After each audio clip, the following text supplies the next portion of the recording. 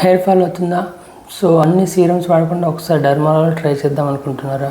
So డెర్మారోలర్ అనేది ఎలా వాడాలి, దాంతో పాటుగా దానిలో వేరు వేరు సైజులు ఉంటాయి. ఆన్లైన్లో ఆర్డర్ చేసేటప్పుడు హెయిర్కి ఏ లెంత్లో వాడాలి, ఫేస్కి ఏ లెంత్లో వాడాలి అనేది చూసుకోవాలి. డెర్మారోలర్ హెయిర్కి అయితే 1.5 to 2 mm అయితే చాలా వరకు బెటర్ రిజల్ట్స్ వస్తుంది. దాంతోపాటుగా మనకి రోలింగ్ అనేది యావరేజ్గా మినిమం వారంలో 2 సార్లైనా చేస్తేనే మనకి మంచి హెయిర్ యొక్క థిక్నెస్ అనేది ఇంప్రూవ్ అయ్యే ఛాన్స్ ఉంటుంది.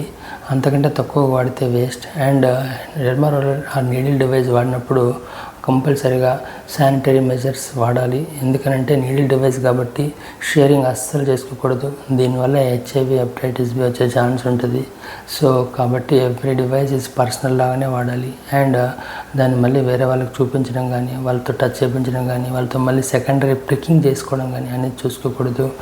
నెక్స్ట్ ఏంటంటే వాడినప్పుడల్లా మనం కంపల్సరీగా హెడ్ అనేది క్లీన్గా ఉండాలి. ప్రిఫరబుల్లీ ఆఫ్టర్ హెడ్ బాత్ చేస్తే బెటర్. అండ్ నెక్స్ట్ ఏంటంటే నీడిల్ డివైస్ కూడా క్లీన్గా ఉండాలి. దానికి శానిటైజేషన్ ఆర్ శానిటైజర్ స్ప్రే చేసి కొంచెం సేపు డ్రై అయ్యాక చేసినా పర్లేదు. లేదనంటే కొంచెం హాట్ వాటర్లో ఒక 10 minutes సోక్ చేశాక ఆ తర్వాత డ్రై చేశాక చేసినా పర్లేదు. సో ఇలా అయిపోయాక నెక్స్ట్ మనకి 3 to 5 minutes పర్ అప్లికేషన్ చేయాలి. అండ్ యూజువల్గా యూని డైరెక్షనల్ చేయాలి. టు అండ్ ఫ్రో మోషన్లో వాడితే హెయిర్ దానిలోనే రోల్ అయిపోయేసి మనకి ఇంకా ఉన్న జుట్టు రాలిపోయే సందర్భాలు ఉంటాయి. సో ఇలా మనకి డెర్మారోలర్ని మనకి అవైలబుల్గా ఉంది కదా అనేసి ఏ సైజ్ బట్టి ఆ సైజ్ చేయకుండా ఎలా పడితే అలా ముందు వెనక లేకుండా వాడకుండా శ్రద్ధగా విని దాన్ని ప్రాపర్గా ఫాలో అయితే అట్లీస్ట్ 30% పీపుల్లో హెయిర్ ఫాల్ అనేది కంట్రోల్ అవుతుంది and without any side effects.